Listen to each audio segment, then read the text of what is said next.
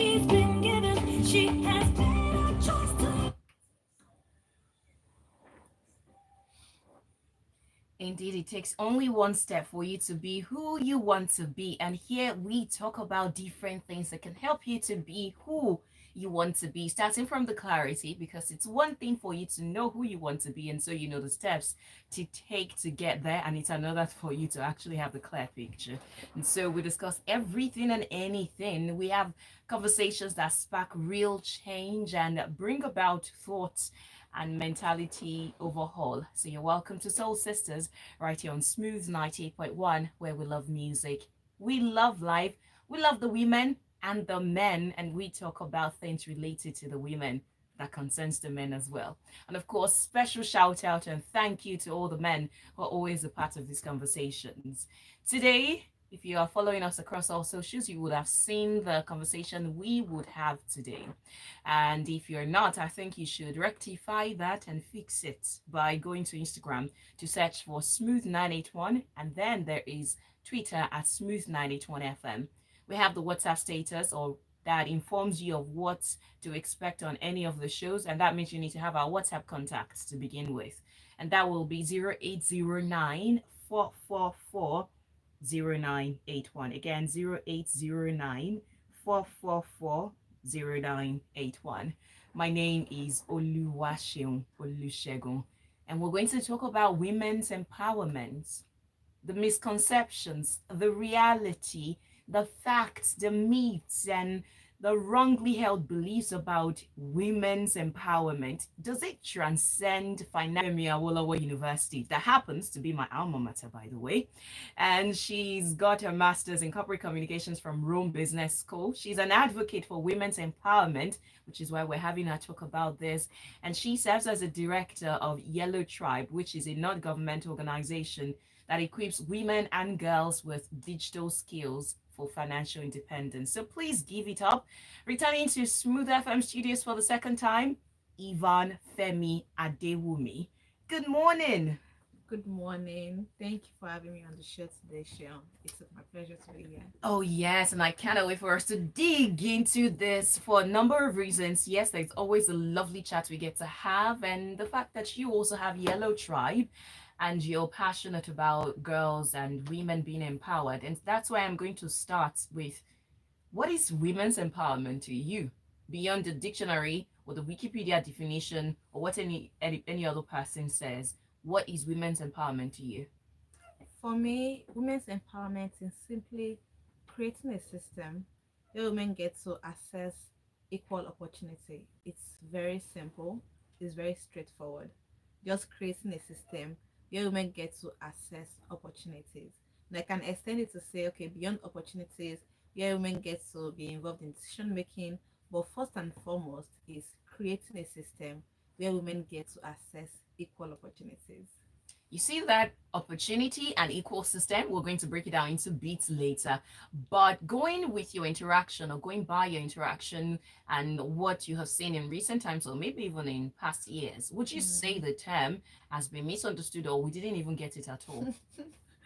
I would say the term has been turned over on its head, really, because I see all these arguments all the time. Somebody's always sending me a link. Oh, even somebody's saying this on Twitter. I'm like, this is even an unnecessary conversation, because if we take the meaning as it's supposed to be, there's no need to start having arguments or controversies or long Twitter threads about what women empowerment is.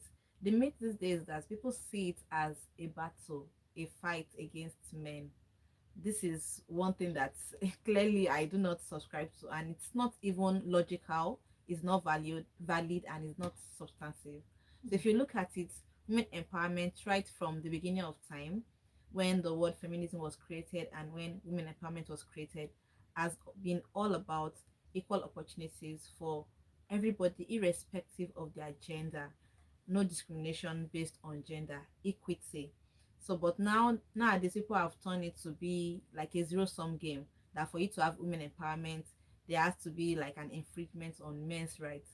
But I believe in a world where men's rights and women's rights can coexist peacefully. We don't have to achieve victory at the detriment of anybody or any gender.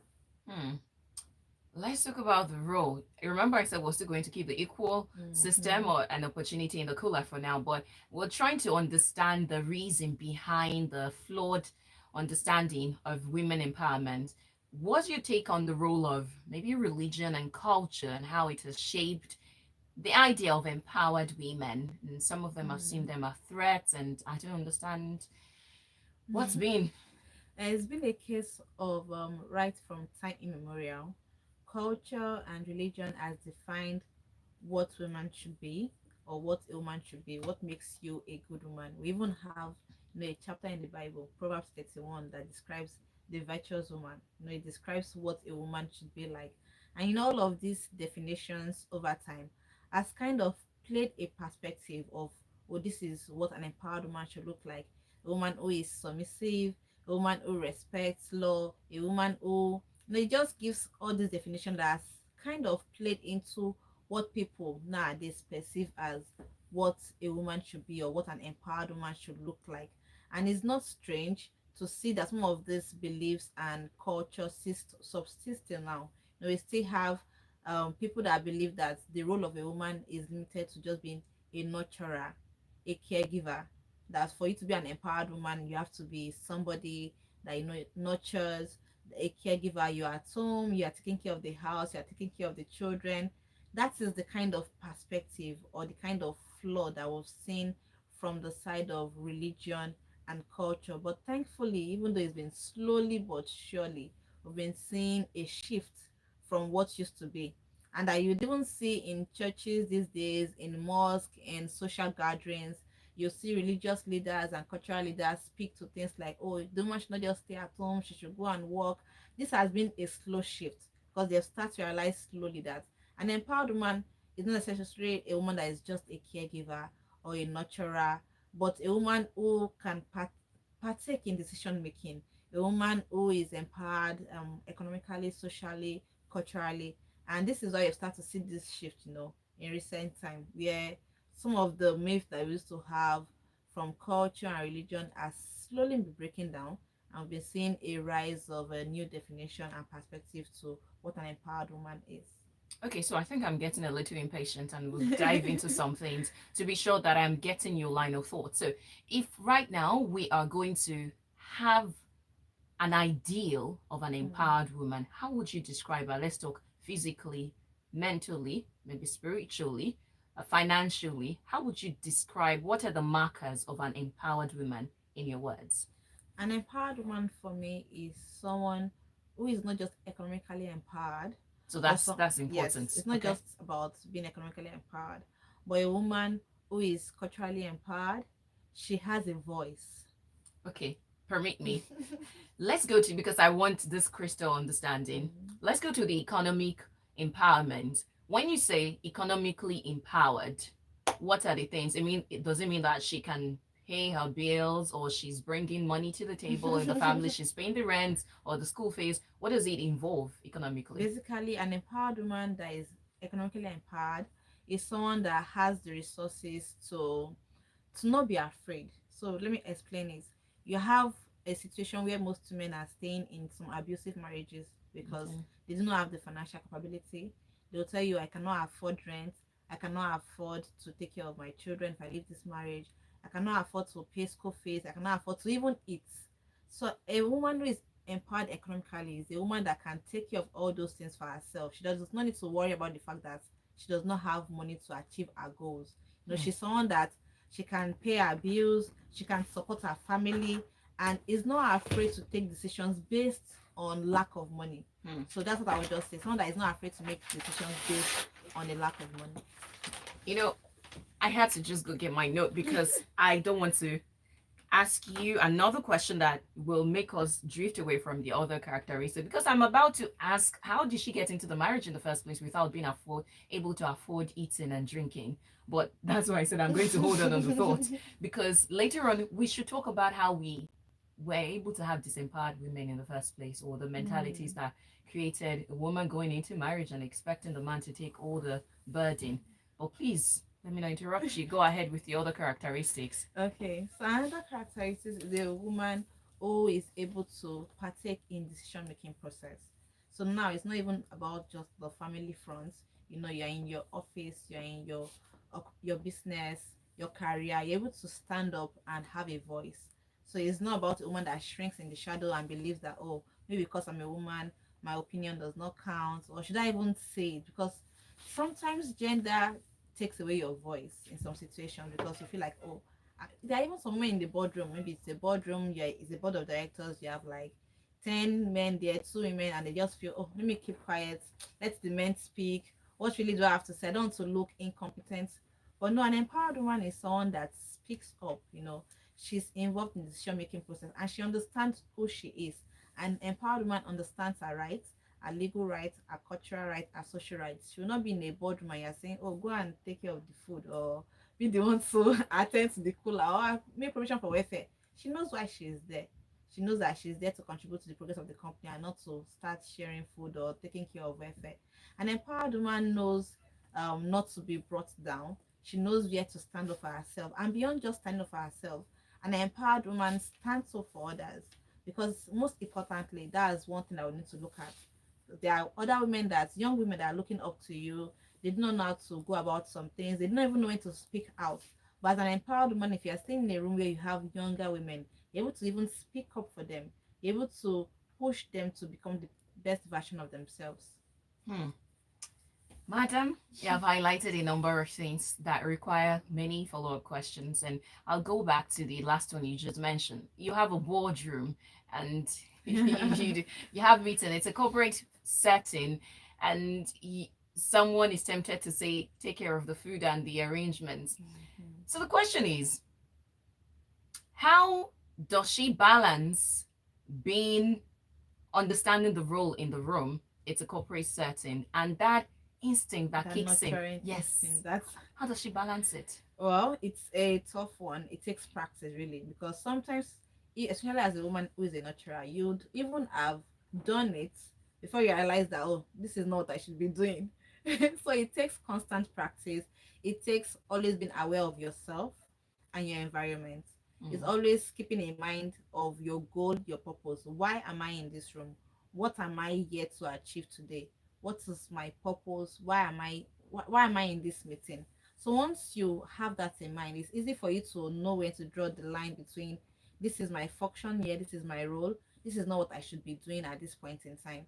So what I would say, it might be a struggle, but with constant practice, doing it over and over, you're able to achieve that balance of doing what I should be doing at the right time, like the case of Martha and Mary in the You Bible. know.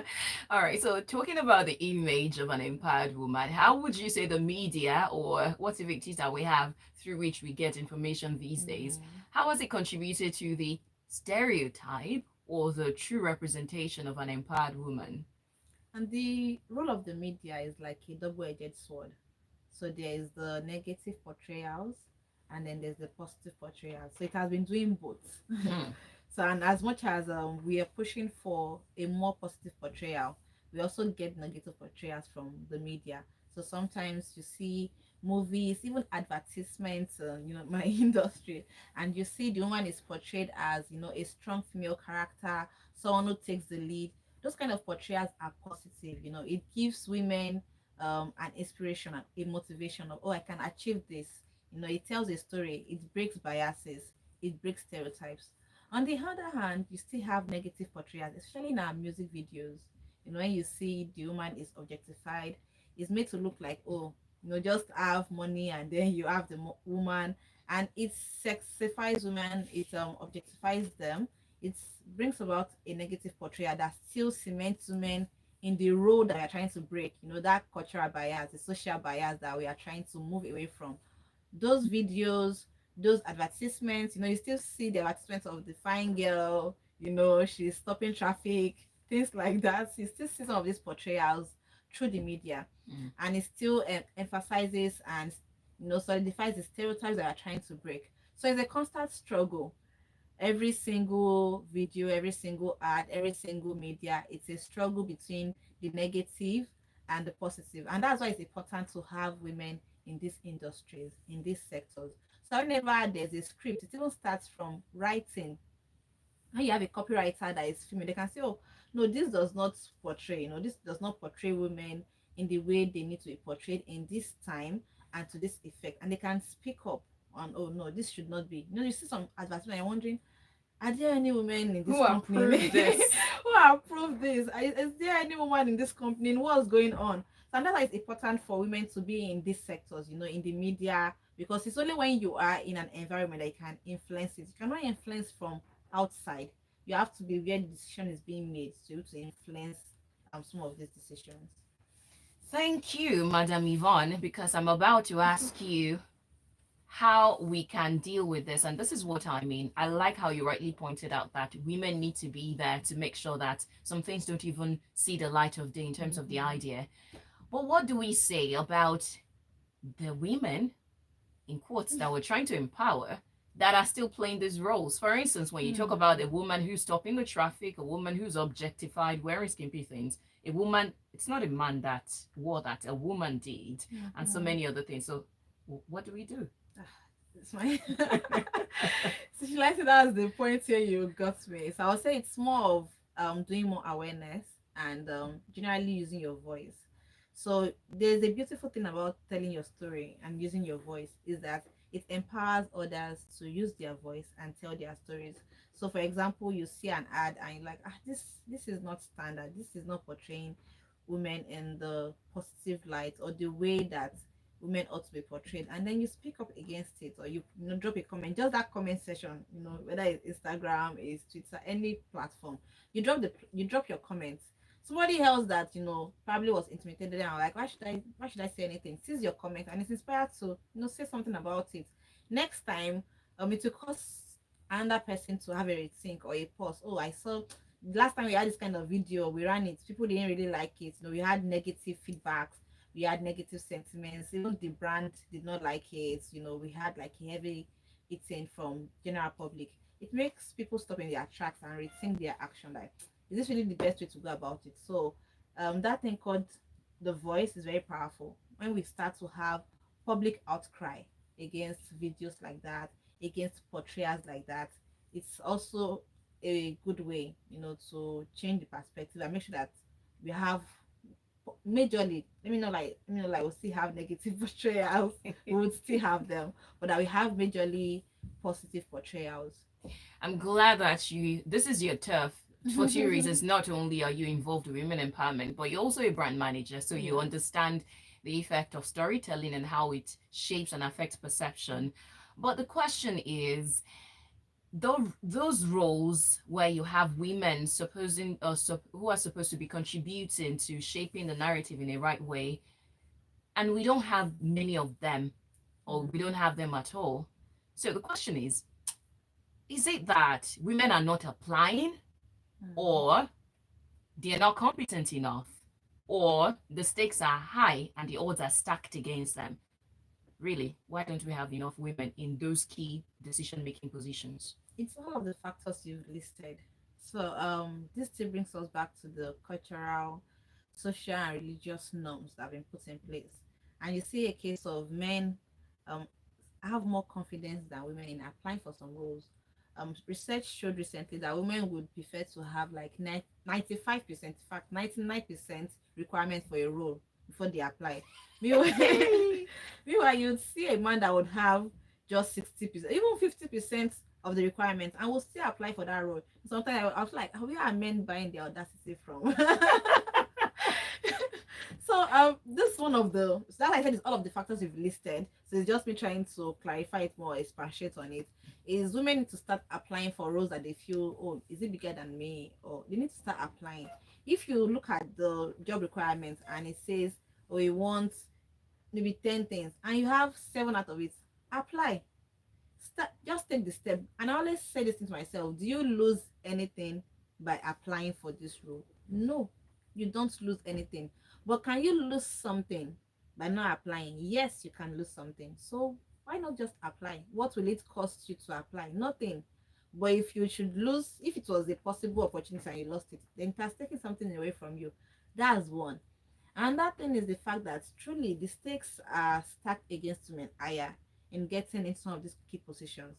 Because for example, And you'd see some roles that would say, oh, they prefer a woman who is not married.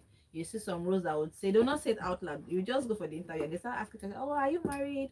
How long have you been married? They're sizing you up. Oh, how many children do you have?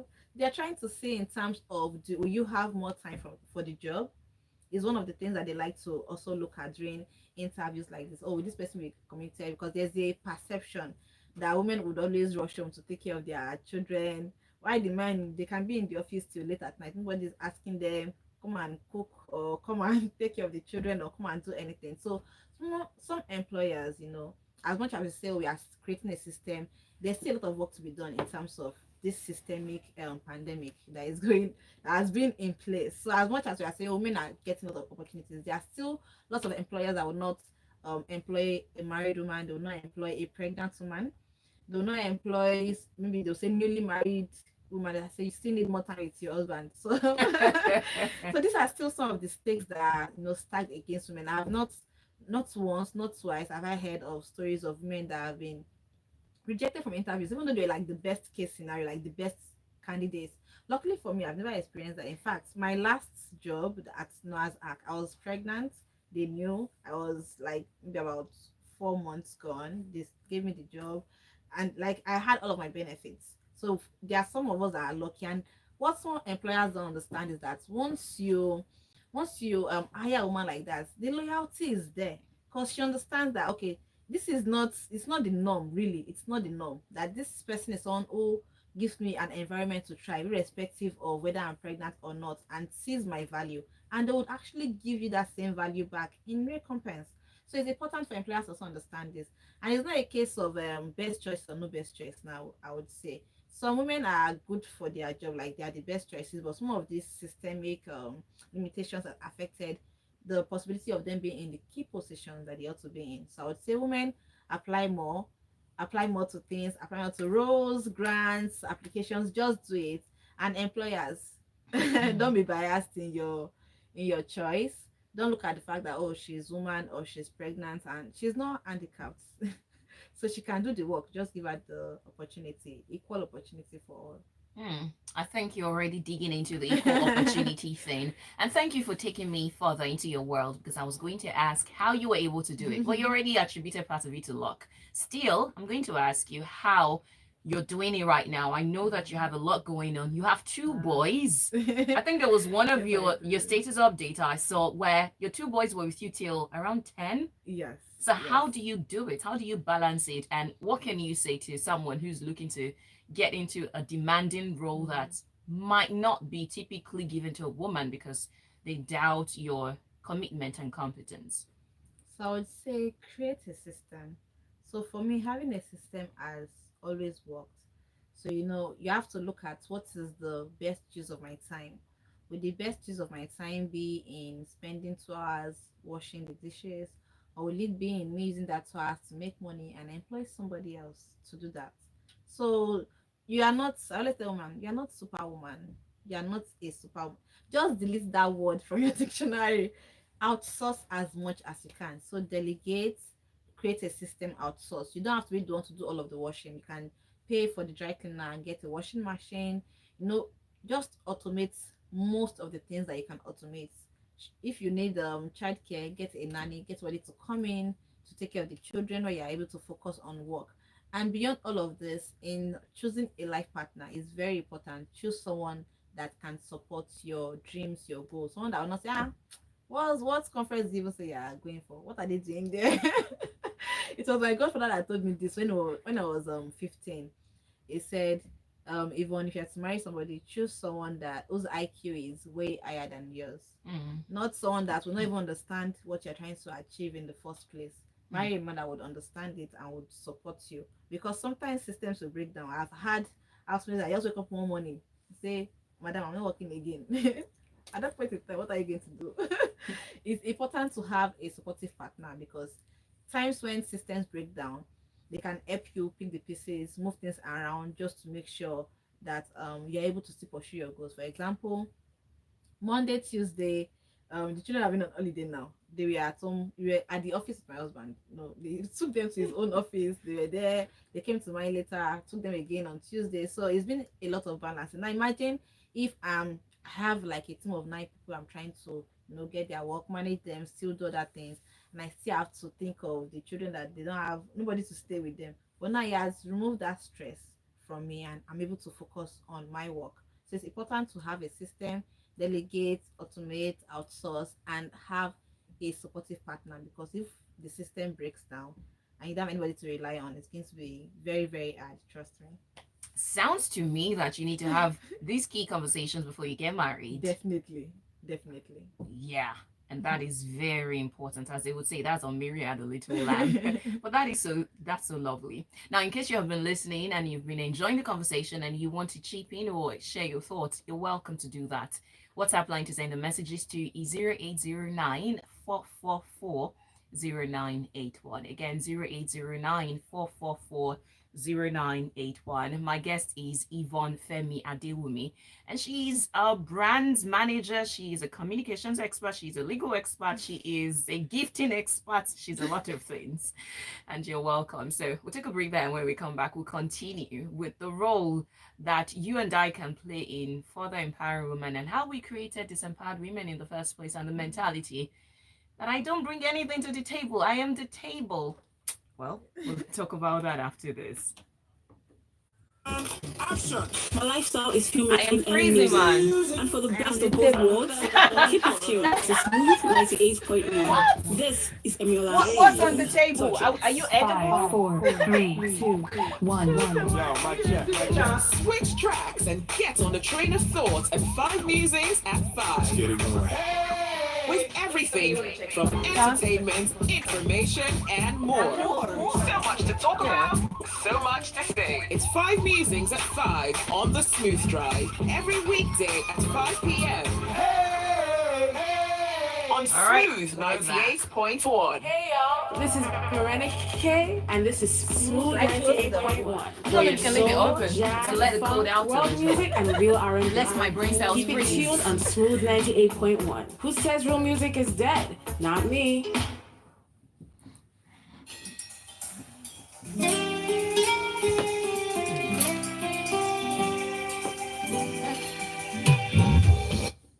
Love music, love life, love women, and we want their empowerment. Hence this conversation. It's been such a delightful and wholesome conversation since 11 o'clock. And my guest has been Yvonne Femi Adewumi, who is the brands manager for Pinnah Foods.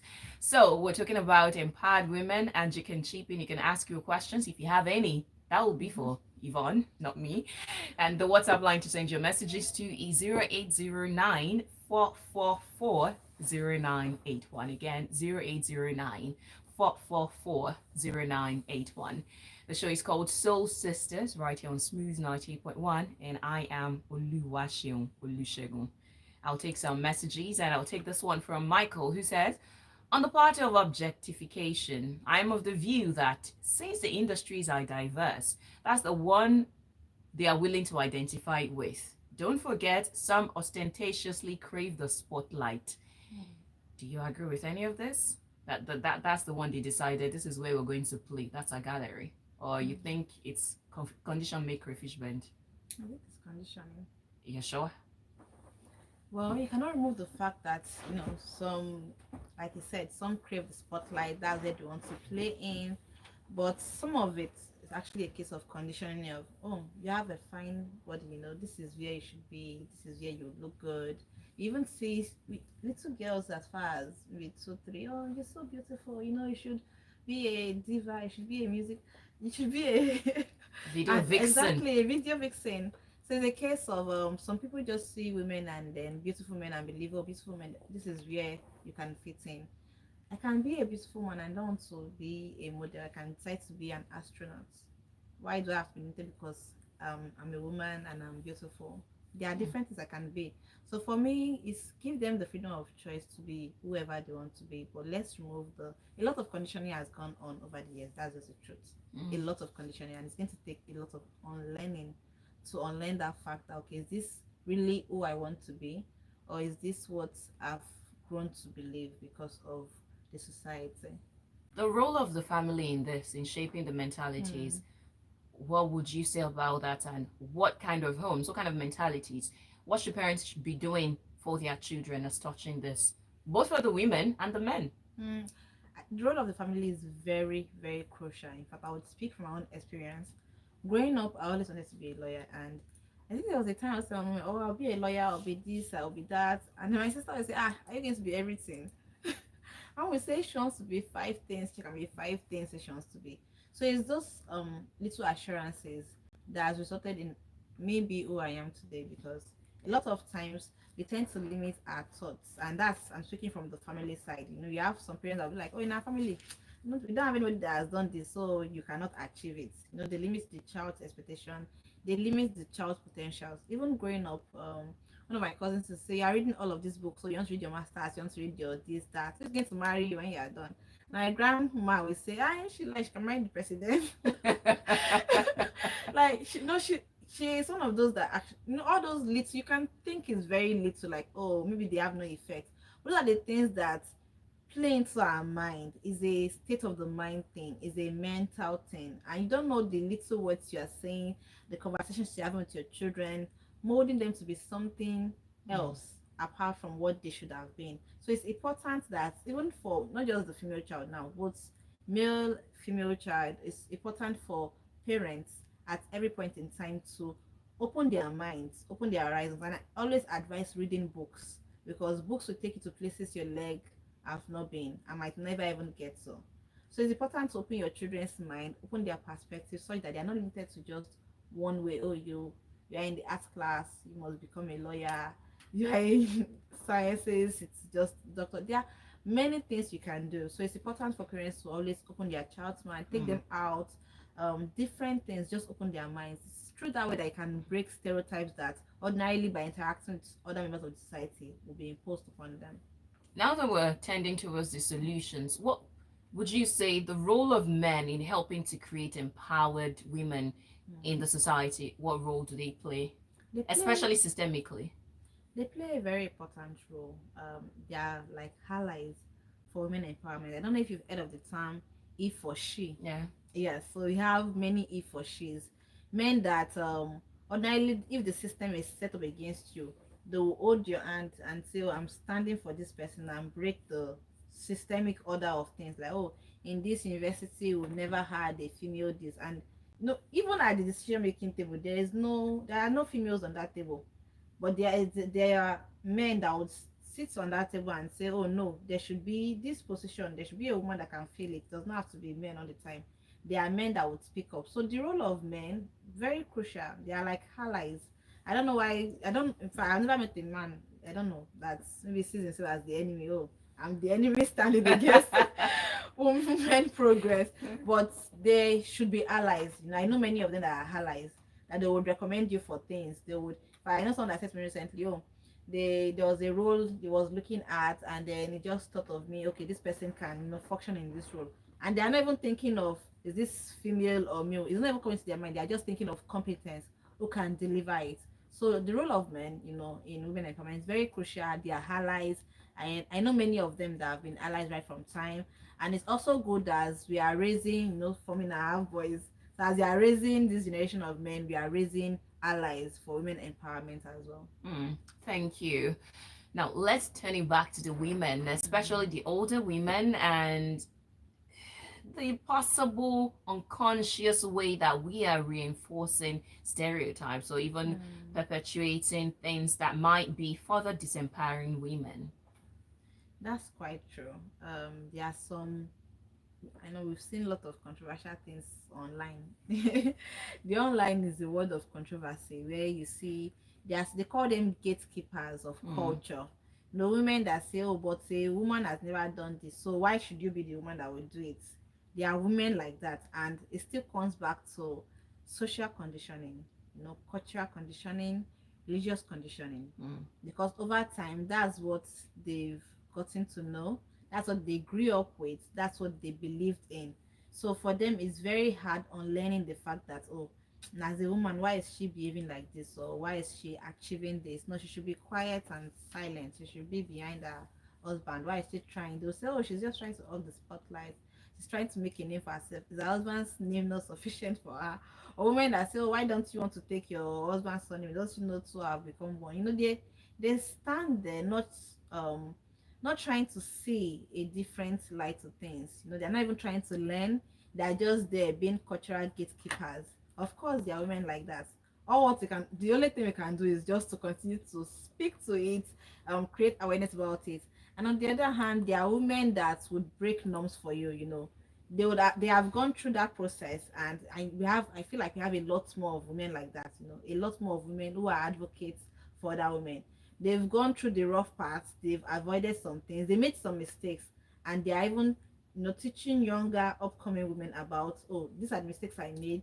I've gone through it, you don't have to go through it. So they're the ones that will tell you, oh, create a system in place. This thing of create a system in place, I think I even heard about it from an older woman before I even got married. Because they were like, there are women that will say, how did you manage career? I say, it was God did it, it's all true. But this one was like, let me not lie to you, the nanny helped me raise the children. She was blunt. I've forgotten her name now. She was blunt. She just came up front and said, this is how I was able to manage it. Delegation, outsourcing. And she laid that. She was able to speak out. But some women will say, I don't even know what I'm doing now. Let me just keep it quiet because that's not what's expected. And they will keep on reinforcing the same beliefs that they grew up with. Makes sense why the good book says even the older women should teach the younger women.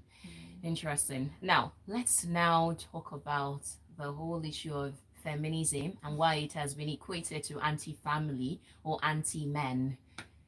How did we have that link, especially with the angry feminists? I'm talking about angry feminists. I'm not insulting. There are people who actually on social media put it in their bio, angry feminists, and they talk about how the anger is stemming from the years and years of repression and oppression and the likes. And so the anger that they have, they're trying to use it to fight the system. But is being a feminist really being anti-man, or there are just some people who are on their own? So the argument of saying feminism is a revenge for all the years of domination and oppression by men is the argument of the Yahoo boys that say the reason why we commit fraud is because our ancestors were oppressed. Interesting analogy.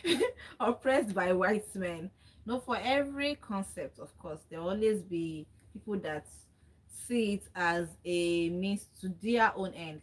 There's like Christianity. Because somebody says Christianity is evil or is bad, doesn't mean that Christianity is still not Christianity. It doesn't take anything away from it, because some people say, oh no, it's just hypocrisy. It still doesn't take anything away from it. And I often wonder why people often say, oh, feminism is no longer. I say, no, feminism is feminism. It's very simple. I am a feminist. It's a very simple definition. It is equal opportunities for everyone, irrespective of gender. Now, some other people have taken it out of context, narrowing it down to mundane issues like who should cook, who should wash, who should clean, who should. These are issues that on a normal day you should not even be talking about, because if you are quite logical and have common sense, I would say you would know who should be cooking or who should be cleaning. This is a simple conversation. This is something from intelligence. If you are in this if you have to be arguing with somebody about who should cook, who should clean, people should never be together in the first instance. It is not logical in whatsoever manner. So it's a case of people turning feminism on its head. Feminism is not anti-man, it's not anti-marriage. And I think to should I say combat this narration is for women that are feminists, not the, like you said, the angry feminists, but the true feminists, those that know what feminism is, to speak up more. But unfortunately, people like me, you not see me arguing on Twitter saying, no, you mean this, because you just feel like this is logical. It is it is a case of intelligence. No, this is what it is. So why should I even be arguing with you in the first instance? So you see a lot of them are quiet. I think it's a case of speaking up more to say, oh, I'm a feminist, this is my family, this is my career, these are the opportunities I have. More positive portrayals, speaking up, telling your story of, I'm a feminist, I have a family, I have my children, I have my career. It's not taking anything away from me. This is how it's supposed to be. It's not about taking revenge on all the years of oppression, like the Yahoo boys would say. It's about creating a system where women are recognized, where women have access to the same opportunities that men have, where we have equity, say equality, people are tending towards equity now because equality is saying, I saw this image, I don't know how to describe it to you. You I read saw the the image image where the where they're all same thing. standing on the same thing, Yeah. but they're all not the same height. But equity is giving the appropriate person, the right stand. So everybody is the same height, Yeah, seeing watching this, it. exactly watching the same thing. But equity, equitable opportunities for everybody. And it's a case of also fighting systemic issues. It's not even about just one, two, three things. It's a systemic problem. For example, there is the Oba and Chiefs law for Lagos State says that a female cannot be Oba. It is not something, I don't think I've ever seen any argument like that on Twitter. Because the law states clearly that for you to be an Oba, you have to be a male offspring. That's a systemic problem. It takes, it's a law, it's a We're going legislation. to sacred waters now. It's a legislation that you have to, you have to fight systematically. You have to come in, you have to change that legislation. You have to uphold years of cases. These are what we refer to as systemic oppression, and this is what we should even be looking at in terms of female and women empowerment. Somebody wants to become an Oba and still because she is female. I feel like maybe nobody is trying to become an Oba yet, so nobody has seen this part of the law, and I don't have the local standard to say, oh, I want to fight against this. I want to become an Oba. You ask me what's your local standard, I say I have none. But these are the systemic things we should be speaking up against. This is most of the oppression against women is in systems, and it's important for women to enter into that systems to change it, influence it, and break it. And it's not by arguing only one aspect of feminism. It's by looking at all the aspects of feminism and looking at them as a whole. Female Oba. Interesting. I mean, I didn't think about it because there are some things that you over the years you don't think about. You just accept them for what they are. Interesting. But I don't know. I'm going to keep my thoughts on that one.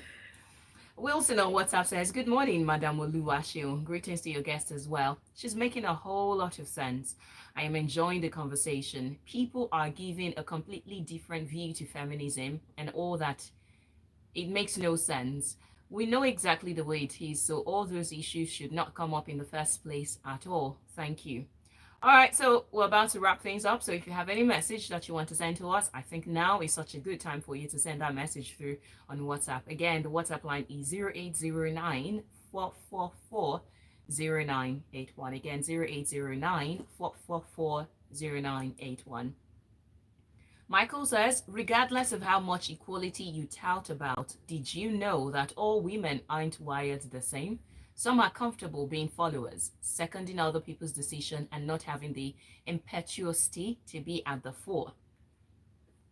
Well, all people are not the same. All men are not the same too. Yeah, so I think for that, I understand your point, Michael, but there are men who also don't want to be in quotes leaders. Mm-hmm. They just want to follow.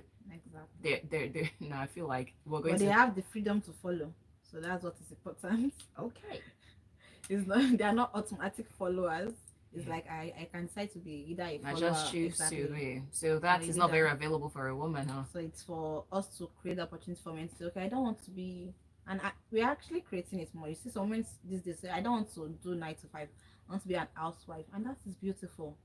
As long as you are the one making that choice for yourself, then that is great. That is what feminism is, being able to make your choice, freedom of choice, making your decisions by yourself, and not because you are influenced or you believe that this is how it's supposed to be or this is how I should be.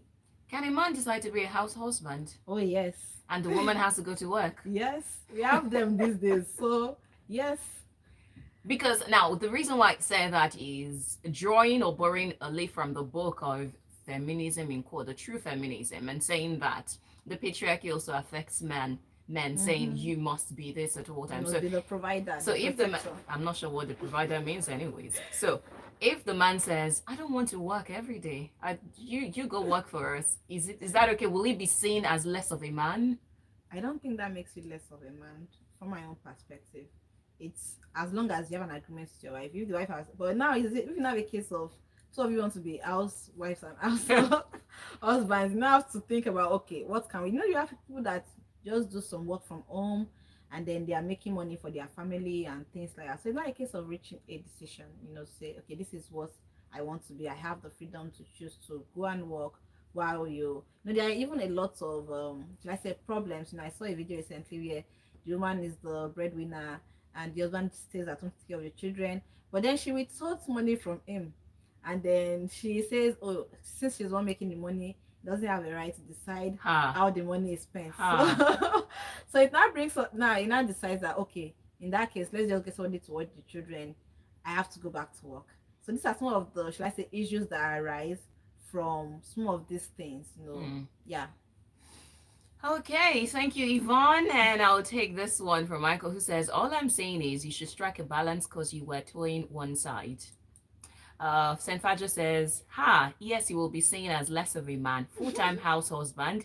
He who can take care of his family is worse than an infidel. Oh, no, St. Fajo, you have, I would not say you have no idea, but that is a conversation for another day, because it did not say he who can take care of his family is worse than an infidel. It says he who can provide for his family is worse than an infidel. And one of the key things you want to take into consideration when you're interpreting such versions is you go to the original version. You might want to check a Bible, because now I'm talking about this scripture that I extracted. You might want to go to the original version, which means you want to go to either the Greek meaning of that word provide or the Hebrew meaning. And when you understand the meaning of provide, you will see that it's not just about finances, because what a man provides is way more than finances. We're talking about vision. Where is the direction of this family? So, St. Fajo, there is more to a man than what he brings financially. Like I said, we're not going to get into this conversation because it's a whole lot. Yvonne, it's been an absolute delight. We should have you back again talking about something else. Thank you for your time. Thank you for sharing with us real practical stories. We appreciate it. Thank you for having me here. Your handle again, to see all the wonderful things you do, your cute boys, the Owambes you turn up to. I mean, I don't know how you do it. You do so much. You have your work, you've got your side business, you have your family, and you still manage to turn up for Owambes. How can we say it? It's good. All right, so your social media handle. So at Yvonne Femi Adewumi on Instagram, on all platforms really. It's at Yvonne Adewumi, yeah. All right, and that's Yvonne Femi Adewumi, who's the brand manager for Pinnah Foods. Thank you for being a part of this conversation. St. Fajo, Michael, Wilson, everyone, we appreciate you. You remember that you can catch up with watching this again in case you're just joining us. What you need to do is go to our YouTube channel at Smooth 981 FM Lagos, at Smooth 981 FM Lagos. My name is Oluwaseun Olusegun. Is it? This is a woman's world. Let's talk about the woman. Women make up more than half I the world's loved it. population. And loved it. As in this conversation, it's an unending one. Never ending. It's an unending one. Let's look at pictures. Let's I'll go. talk Ayo. Yeah. As in, it's because there are so many layers to it. Exactly.